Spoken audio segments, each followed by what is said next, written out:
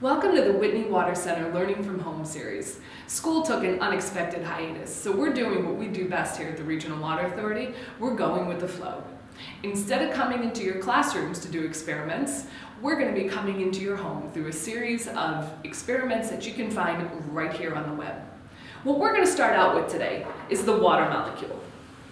It's very small, but very amazing. One water molecule is made of one oxygen atom, that's represented here with the red, and then two hydrogen atoms, which is represented by the white. Water molecules love to stick together, and as they say, opposites attract. The hydrogen and the oxygen stick together, and when they do that, they create a bond. The bonds that are created by water molecules are very, very strong, and that's what creates cohesion. Cohesion and surface tension are the two concepts we're going to talk about today, and they're going to help demonstrate our first few experiments.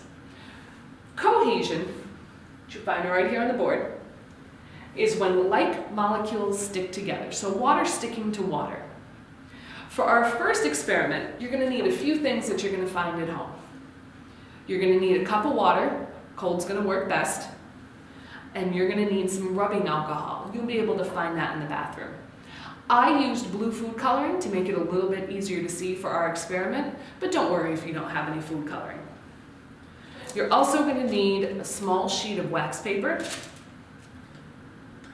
and a dropper.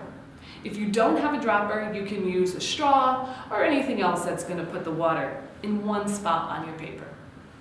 So we're going to start by filling the water dropper. And on one side of the paper, I want you to squeeze about 5 or 6 drops of water.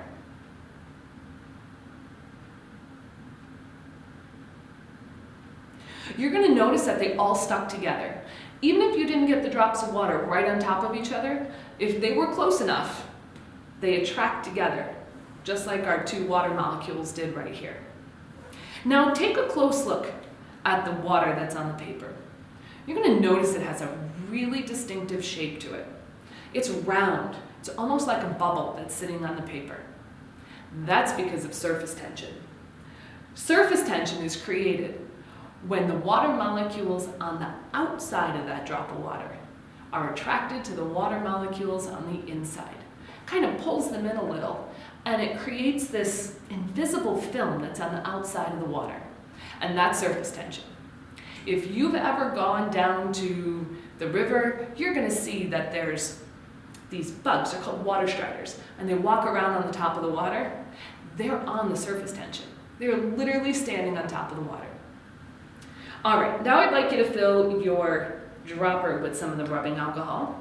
And same thing on the other side of the paper. I want you to put 5 or 6 drops of rubbing alcohol.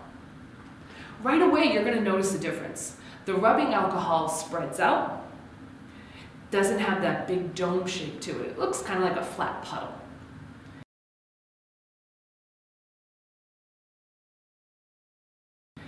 Water has 3 times the amount of surface tension as the rubbing alcohol does.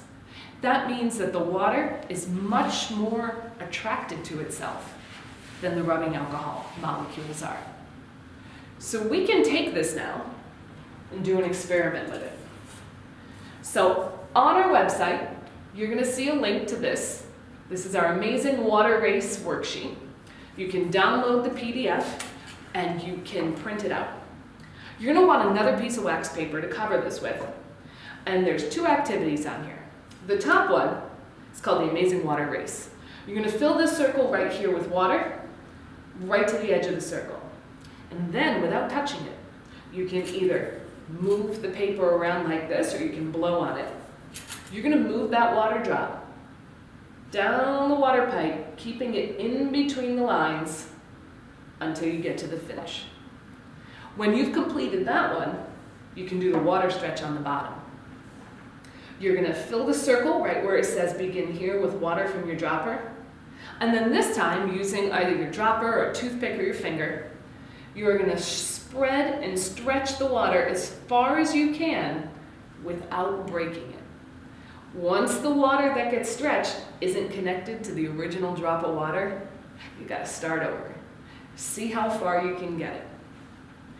Thank you for joining us today, and we look forward to seeing you again with our next series of Whitney Water Center Learning at Home.